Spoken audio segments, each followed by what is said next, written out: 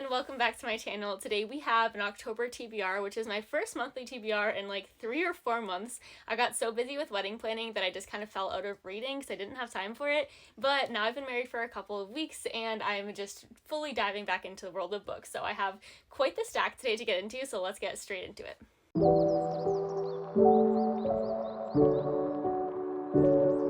First up, we have this book called The Darkness Outside Us, and I've heard really good things about this. The second book of this series just came out like last week, and the buzz around just that second book coming out made me know I need to read this first book like immediately. It is like a queer sci-fi romance, if I'm not mistaken. It's about these two boys who get like stuck up in space by themselves, and then they have a romance, of course.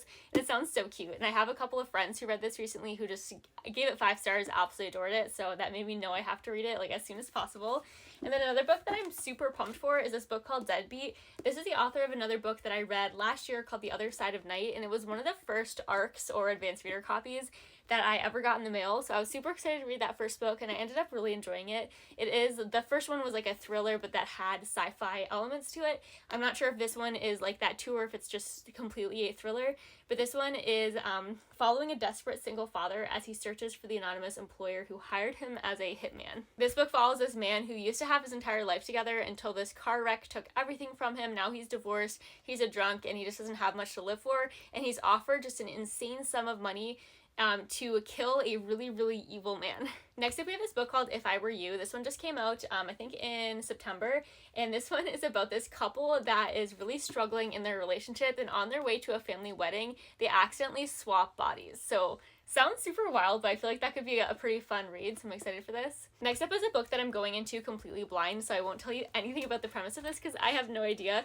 but this is an author, Sarah Pekkanen. She wrote a book, I can't even remember the name of it, which is sad because I absolutely loved it, but it came out last year and I gave it like 4.75 stars. It was so incredible. So she has a few other books I want to get to as well because that was the only one I've read of her so far, but this is her newest that just came out in August, and so I hope to read this month. I'm a little bit behind on a lot of my ARCs, which makes me sad because I wanted to read this before it came out. I just didn't have time. That was the month before my wedding, and I just completely ran out of time for like pretty much everything. Next up, we have the new Nick Sparks book. This one's called Counting Miracles. This one just came out in September as well, and this is an emotional, powerful novel about finding home in unexpected places. It seems like it's going to be another feel-good romance, just like all of his books are, but not complaining. I think I've read 4 or 5 of his books so far, and I've enjoyed all but one of them, so I do have high hopes, and I think this will be a really good one. Next up, we have 2 books by the same author. They are different pen names, but it's just different pen names for her different like genres that she writes under. So we have Banyan Moon, which came out last year, and then we have this book that just came out in September as well, called Adam and Evie's Matchmaking Tour, and this one looks like such a cute like romancy book, and then this one's a literary fiction, and I am about like 30% of the way into this one and really enjoying this. This was like a very highly regarded book. Like it came out and got a lot of praise. This was a Jenna Book Club pick, and then this one I have already seen a lot of buzz for before it even came out. This one says it's a rollicking, unforgettable romance about 2 strangers finding love despite their best efforts as they embark on a sweeping matchmaking tour. Perfect for readers of Carly Fortune and Abby Jimenez. Next up, we have this book called A Fire in the Sky, and this is a new one from September as well. This is an author that I got the opportunity to meet when I was in New York in June, and she was so sweet, and this book has been compared a lot to like a Fourth Wing type of vibes. It is a dragon romantasy, and so I'm sold just off of that alone, and it's not too long. Like a lot of romantasies are a lot thicker than this, so it won't take too long to get through this one. It is just over 300 pages, and it says dragons are extinct, witches are outcast, magic is dying, but human lust for power is immortal. It sounds so ominous and fun and just really hectic. Next up, we have a reread for me. This is Verity, of course, and I think everybody's read this by now, but I read this like 2 or 2.5 years ago, and I loved it at the time. I gave this 5 stars, and then I just had to reread this for a book podcast that I am a part of, and this was the first book that we were going to talk about, and it's been too long since I read it, so I knew I had to do a reread. I assumed it was going to be a lot worse the second time around, and I did already finish this when I'm recording this on the 2nd of October, and I finished this yesterday, but this was honestly just as good the second time. It is so unhinged and insane, but I just like honestly have never found a book that matches this level of unhinged before, so I'm still a huge fan. It stood up to the hype even the second time through. The next book I'm so excited for. This is Megan Collins' new book. It comes out in January. This is Cross My Heart, and I've loved all of her books that I've read so far, and I've read every single one of her thrillers except for one, so I can't wait. I just started this one today, and I'm only 19 pages into it, and it's already got me so hooked. Like, she knows how to write in a way that makes me so invested early on, which is like truly a talent, because that's the thing that with books can make or break it for me. Like, I want to feel gripped and engaged from the first chapter, and that doesn't happen too often, but with hers it always does. Next up, we have another arc that I wish I got to before it came out, but again, didn't have time. I think this came out in August.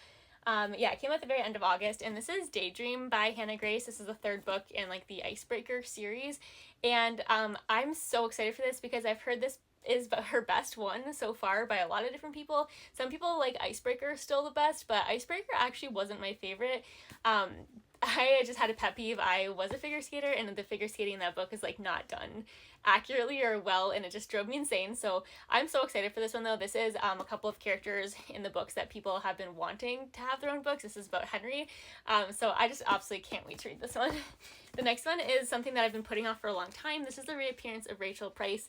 You probably recognize this author because she's the author of A Good Girl's Guide to Murder, and I loved that series, but I haven't wanted to pick this up despite it coming out like 5 months ago because it's so big. Like, the audiobook on this is like 18 hours. The physical book on this, 450 pages. Like, that's so long for a young adult thriller. Like, that's just a little too long in my opinion, but I've heard it's really good, so I'm going to try to read it because it's perfect for spooky season, and if I don't get it read this month, I feel like it's just not going to happen, like, ever, because when am I going to pick this up if not during spooky season when I feel like reading all of the thrillers? I don't know.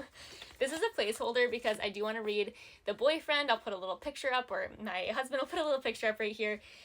But The Boyfriend by Frida McFadden just came out yesterday as I'm recording this, and this is a book I absolutely plan to read this month. I do have my copy on the way, it just hasn't arrived to me yet, so I'm pretending this is The Boyfriend, but I do plan to read that one for sure. Then we have Lucy Foley's The Midnight Feast. I didn't love the first book I read by her, and that's the reason I haven't picked up another one yet, but I want to give her at least one more chance. This one says it's a twisty murder mystery set at a luxe coastal retreat where the beautiful setting hides the rot within. So it sounds eerie, it sounds mysterious, it sounds up my alley. I just want to go in with like an open mind and put the other experience I had with her book like in the back of my mind, because I hope this one's good. It sounds like it will be. Then we have a book from an author. Oh no! Next up we have this book called Karaoke Queen, and this is by an author that I loved his first book of. This is the author of All the Right Notes, which was a romance book. It was a queer romance, but it had so much depth to it and made you feel just all the emotions while reading it, which I was a huge fan of. So I can't wait to read his next book. This one just came out last month as well. And it says a legal assistant by day becomes a karaoke queen by night to grab a second chance at love in this joyfully queer rom-com. Next up we have another really spooky season read. This is a thriller horror. It's called The Only Good Indians. And I've heard that this is like absolutely insane and so good. So I've had this on my like radar for a long time, but I just got this as a gift from my mother-in-law. So I need to read it before spooky season's done because it's just perfect vibes for the season. Same thing with this book. It's called I Need You to Read This. This is the author of a book called The Golden Spoon, and I adored The Golden Spoon so much. It's a book that came out the beginning of 2023. That was her debut novel, and I was so impressed with it. So I can't wait to read this one. This one's supposed to be really good too. I have avoided like people's actual thoughts on this because I like to go into books with an open mind and like not have heard reviews because I like to go into thrillers blind. But I was getting some early buzz, so I'm really excited to read this one. Next up we have a fall themed romance book. This one's called Can't Help Falling in Love, and tell me that doesn't look absolutely adorable. Like, I'm so excited for this one. This one says, what happens when a fake engagement starts to feel real? So I read 4 books in the Off-Campus series, and I just haven't read the 5th book, and so I need to do that soon because I love this series so much. I don't know why I haven't picked this one up. I think just because I don't want the series to be over, but I want to finish it because I have so many other Elle Kennedys I want to read that I don't pick up yet because I want to read the Off-Campus series first, so I just have to bite the bullet and finish this series very sadly. I can always go back and reread it, so I do plan to read this one probably on my Kindle, potentially on my honeymoon because romance vibes, it sounds perfect. Then we have this book that I wanted to read in the summertime and just didn't have time for. It's called 6 More Months of June, and this is like a YA romance book. It takes place after the senior year of high school, so like senior summer, and it says it's for fans of Carly Fortune and Jenny Han. And Carly Fortune, I loved her first book in her series. I haven't read the next two yet, but that sounds up my alley. So I've been really excited for this release, and it's kind of like too late to read it now in the fall time, but I think I'm going to do it anyways. Next up, we have this book called The Villain Edit, which is a romance book, but it has aspects of like reality TV in it. I know it has like a bachelor type of show, and the woman is a contestant on the show, and she knows she's getting like the villain edit on the show, and she ends up like dating one of the producers or something super hectic. It sounds ridiculous, but it sounds like a ton of fun, and I am a sucker for a like terrible reality TV show, so that in book form sounds up my alley. Next up, we have this book called Catch the Sun, and this I've heard is absolutely incredible, and I'm obsessed with the cover. This one came out in July, and it's one that's been on my TBR, like high up on my TBR this whole time. I just, again, haven't had a ton of time to read, so I can't wait for this one. This one is a romance book. This one's about these two people who were best friends, but they ended up moving apart as children, and they spent like a decade away from each other, but then one of them moves back into the other one's town for their senior year of high school, which is where they're going to have like a spark. Then we have A Study in Drowning by Ava Reid. I've heard this is a really amazing book, and it was already on my TBR, but then when I was at the author event I went to in June in New York, I got to meet Ava Reid, so this just made it like even more exciting for me because she was so sweet. So I'm really excited for this. This is a fantasy book, if I'm not mistaken. And we have the first two books in the Stormlight Archives. These are both rereads for me. I am obsessed with this series, and my husband and I get to go to Dragonsteel again this year, which we just found out about this week as I'm recording it. I think actually just literally yesterday, and we like literally could not be more pumped for it. We had an absolute blast last year at Dragonsteel, and this year's going to be even cooler because it is the Dragonsteel that goes with the release of the fifth book of the Stormlight Archive, and we are both equally, maybe he'd argue more, but I'd say equally obsessed with this series. He has an entire like arm sleeve of tattoos that is all Cosmere, and I have a tattoo planned for Cosmere, and we're just absolutely obsessed. Like, I say obsessed, and I like truly mean it. So I do want to do a reread of these books if I have time. I'm not sure if I have enough time, but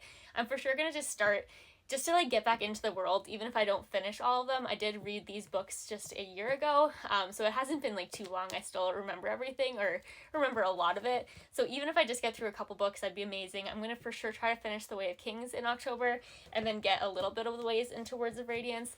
And then my goal is for November to finish Words of Radiance and read at least a good chunk of Oathbringer, and then we'll see if I get to Rhythm of War or not. I'm not sure if I will, but I just am so excited. I haven't read one of these books in like a little over a year now, and it's just been way too long. And that's all of them. I think I ended up with like 25 books on my TBR for this month, which is probably way too unrealistic because two of them are like well over 1,000-page books, and then it's also our honeymoon month, so we're gonna be obviously busy traveling too. But in my head, I'm just so excited to be reading again, so I know every spare second I'm gonna be inside of a book, so we'll see what I get through. I'm hoping to get through a good chunk of these at least. And so that my husband's not mad at me when he's editing.